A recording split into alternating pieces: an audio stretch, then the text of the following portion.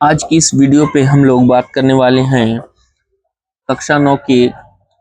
ये कक्षा 9 का लेक्चर नंबर 3 है। हम लोग 2 लेक्चर कवर कर चुके हैं। इस लेक्चर पे हम लोग बात करेंगे प्रश्न नंबर 5 की। 4 तक हमने कर लिए हैं और हम बात करने वाले हैं प्रश्न नंबर 5 की। यहाँ पे कह रहा है कि निम्न में से प्रत्येक बहुपद की घात बताइए। तो बहुपद की घात आपको बिल्कुल आसान तरीके से मैं समझाने की कोशिश करूंगा। तो बहुपद की घात क्या होती है, जैसे यहाँ पे मेरे पास मैं कुछ बहुपद लिख रहा हूँ। यहाँ पे मैं लिख रहा हूँ, यहाँ पे एक मैंने लिखा बहुपद। अब इस बहुपद की घात क्या होगी, एक और बहुपद में लेता हूँ 4x + 3। यहाँ पे 2 बहुपद मैंने ले लिए हैं। अब हमें इस बहुपद में इस बहुपद की घात बतानी है। तो बहुपद की घात क्या होती है, तो ध्यान से समझना मित्रों। किसी भी बहुपद में जो हमारे पास चर होगा, जो भी हमारे पास चर होगा, उस चर की जो घात होगी वही उस बहुपद की घात होगी। जैसे अभी नहीं समझ में आया, देखिए जैसे हमारे पास ये बहुपद है। अब इस बहुपद में हमारे पास क्या चर है, तो चर क्या होता है, चर होता है x y z है। तो इस तरह की जो भी होते हैं अल्फाबेट, उनको हम लोग कहते हैं चर। और चर की यहाँ पे चर क्या दिख रहा है, यहाँ पे x दिख रहा है और उसकी घात में यहाँ पे कुछ नहीं लगा है, तो यहाँ पे इसको हम लोग 1 मानेंगे। इसका मतलब इसमें चर की जो घात है, इस बहुपद में हमारे पास चर की जो घात है वो हमारे पास 1 है। और जो चर की घात होती है वही हमारे पास बहुपद की घात होती है, वही हमारे पास बहुपद की घात होती। इसके बाद हम लोग इस प्रश्न की बात करते हैं। तो इस बहुपद में देखिए यहाँ पे x की घात 2 लगी है और x की घात 1 लगी है। तो x की घात यहाँ पे बड़ी वाली लेंगे, तो x की घात 2। यहाँ पे चर की घात जो है, चर की अधिकतम घात लेते हैं, तो चर की घात यहाँ पे दिख रही है, चर की अधिकतम घात यहाँ पे 2 दिख रही है। यही हमारे पास बहुपद की घात हो जाए। इस तरह से हमें घात पता करनी आनी चाहिए। अब मेरे ख्याल से यहाँ तक आपको क्लियर हो गई होगी बात। तो इसमें हम लोग बात करते हैं। अच्छा, बहुपदों का वर्गीकरण भी इसी प्रकार से किया गया है। ऐसे किया गया है, बहुपद का वर्गीकरण।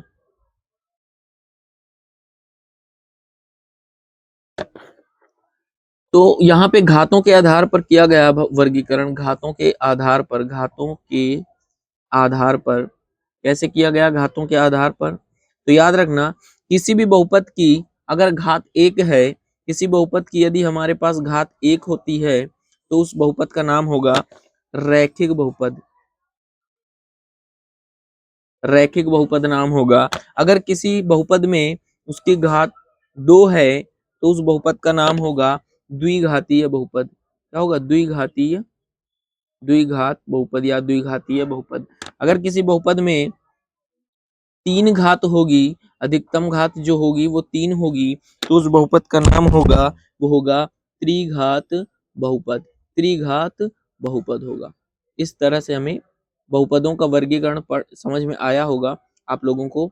द्विघात बहुपद यहाँ पे हो जाएगा। और हम आगे बढ़ते हैं, प्रश्न की तरफ चलते हैं। मैं एक एक प्रश्न को आपको क्लियरिटी से समझाऊंगा और उदाहरण देकर के समझाऊंगा। हमारे पास 5वां प्रश्न कह रहा है, निम्न में से प्रत्येक बहुपद की घात बताइए। तो ये हमारे पास बहुपद है। तो इस बहुपद की देखिए यहाँ पे कितनी घात हो जाएगी, यहाँ पे हमारे पास बहुपद हो जाएगा 5x³ - 4x प्लस में 6x²। सबसे पहला काम आपका ये होना चाहिए, किसी भी बहुपद को व्यापक रूप में दर्शाया जाता है। तो किसी भी बहुपद का व्यापक रूप क्या होता है, व्यापक रूप हमेशा ये होता है x के बढ़ते घटते क्रम में लिखा जाता है कभी भी कोई भी बहुपद। तो x अगर द्विघात बहुपद है तो उसका व्यापक रूप ये होगा x² + bx और प्लस c। ठीक है, अगर त्रिघात बहुपद है तो हो जाएगा x³ + bx² + cx और प्लस में d। इस तरह से हमारे पास बहुपदों का व्यापक रूप होता है। अब हम यहाँ पे बात करते हैं, यहाँ पे देखिए बहुपद की बड़ी घात घटते क्रम के हिसाब से लिखेंगे, तो यहाँ पे 5x³ ये पहले रहेगा, और ये जो 6x² है मित्रों, इसको हम लोग पहले लिख देंगे, 6x² हो जाएगा, और माइनस का 4x ये बाद में लिखा जाएगा। अब इसमें हमें घात बतानी है, तो इस बहुपद की घात क्या होगी। इसमें चर क्या है, तो इसमें आपको हर जगह x दिख रहा होगा, यही हमारा चर है। और चर की अधिकतम घात देखिए, चर की घात यहाँ पे x की घात 3 है, x की घात 2 है, और x की घात 1 है। तो x की अधिकतम घात यानी कि इसकी जो घात होगी वो 3 होगी, और यही इसके बहुपद की घात होगी। तो इसमें बहुपद की घात कितनी है, 3 है। बहुपद की घात कितनी है, बहुपद की घात, घात बताना था मित्रों, बहुपद की घात, बहुपद घात इस यहाँ पे कितनी है, 3 है। ये इसका मतलब ये त्रिघातीय बहुपद है। कैसा बहुपद है, त्रिघातीय बहुपद है।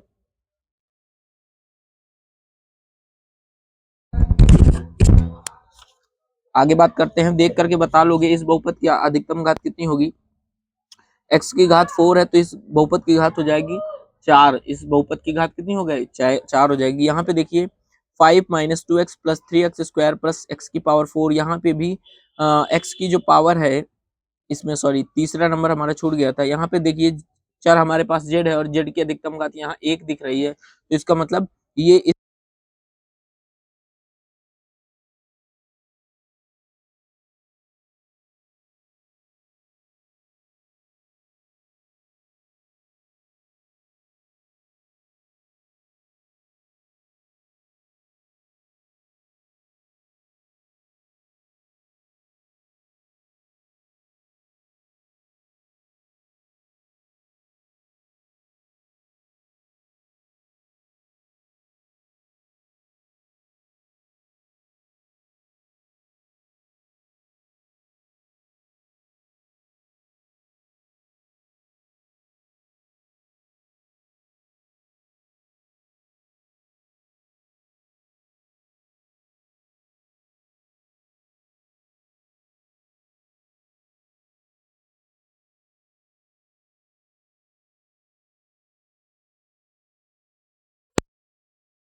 बहुपद की घात 4 हो जाएगी, और इस बहुपद में शून्य है, तो इस बहुपद को हम लोग कहेंगे, इस बहुपद को क्या कहेंगे, इस बहुपद को हम लोग शून्य बहुपद कहते हैं। किसी बहुपद का मान यदि 0 होता है, तो हम उस बहुपद को 0 यानी कि शून्य बहुपद कहते हैं।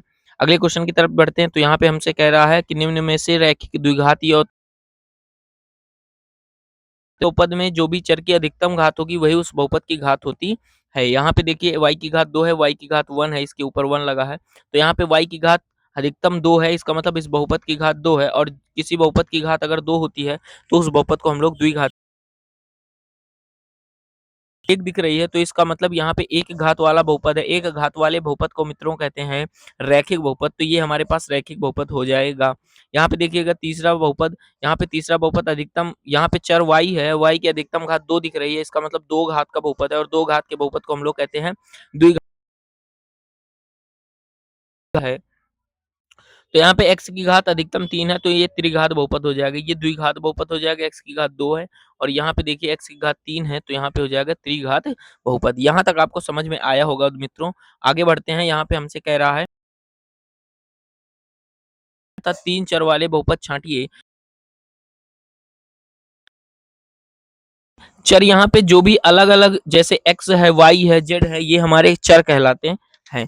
तो चर क्या होते हैं मित्रों, चर हमारे पास जो भी x y z लगे हैं वही हमारे पास चर होते हैं। अब इस बहुपद को ध्यान से देखिए, इस बहुपद में x के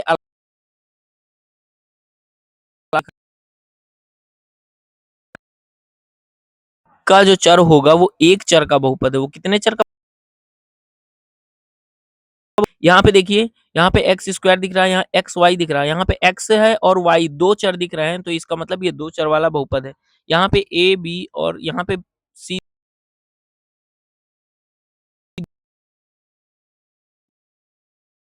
है, तो इसका मतलब ये त्रिघात बहुपद है, तीन घात का बहुपद है। अब यहाँ पे देखिए, यहाँ पे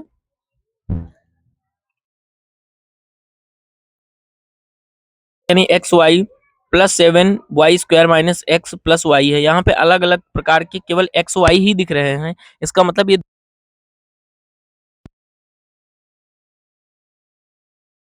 +7 y है, +6 है, यहाँ पे y दो, मतलब हर जगह y ही दिख रहा है, तो इसका मतलब ये एक,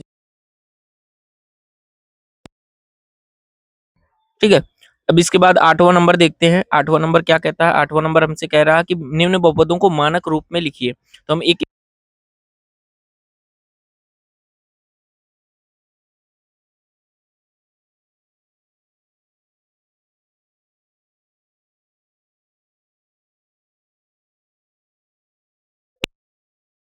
अब हम इस प्रश्न को और इस प्रश्न को, प्रश्न 8 और प्रश्न 9 को हम अगली एक्सरसाइज में कवर करेंगे। वीडियो थोड़ा लंबा हो रहा है इसलिए। आप लोगों को कमेंट ज़रूर करना है कि ये वीडियो कैसी लगी। अगर आपको समझ में आया हो तो लाइक और सब्सक्राइब ज़रूर कर दीजिएगा। थैंक यू मित्रों।